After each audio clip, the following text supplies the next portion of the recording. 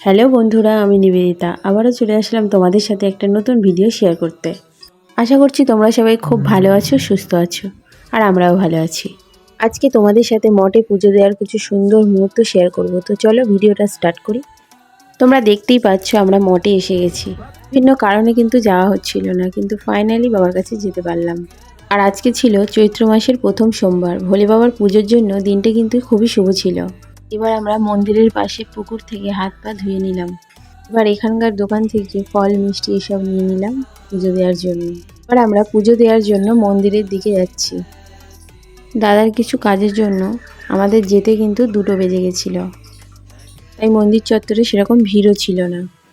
এবার আমরা পুজো দেওয়ার জন্য এখান থেকে একটা কুপন কেটে নিলাম। এমনি পুজো দিলে আলাদা কুপন কাটতে হবে, আবার মানসিকের পুজোর জন্য আলাদা। এখন আমি একটু তিলক করছিলাম। আজকে দিনটা আমাদের ভীষণ ভালো কাটলো। এখন আমার সোনাইও একটু তিলক করে নিচ্ছিল। এবার আমরা মন্দিরের ভেতরে প্রবেশ করলাম। ধীরে যেখানে পুজো হচ্ছিল সেখানে গেলাম। এখানে অনেকেই পুজো দিচ্ছিল, তাই আমরা একটু বসলাম পিছন দিকে। তোমরা কে কে ওই দিন পুজো দিলে অবশ্যই কমেন্ট করে জানিও। এখন ঠাকুরমশাই আমাদেরকে বলছিলেন পুজোর জন্য কি কি করতে হবে। ঘি, মধু, দুধ, গঙ্গা জল, বিভিন্ন রকমের ফল, মিষ্টি, মালা দিয়ে পুজোটা দিয়ে নিলাম। বাবার কাছে গেলে একটা আলাদাই মনে শান্তি লাগে। ভালো করে মন্দিরটা তোমাদের সাথে একটু শেয়ার করলাম। এখন আমাদের পুজো দেওয়া কমপ্লিট হয়ে গেল। এবার আমরা সবাই বাইরের দিকে গেলাম। এবার আমরা ষাঁড়ের পুজো করে নেব।